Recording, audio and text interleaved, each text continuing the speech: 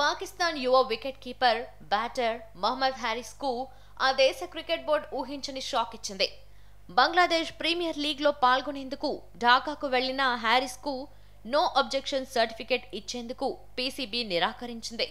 దీంతో అతడు ఢాకా విమానాశ్రయం నుంచే స్వదేశానికి తిరుగుముఖం పట్టాడు. ఈ విషయాన్ని అతడే స్వయంగా సోషల్ మీడియా వేదికగా వెల్లడించారు.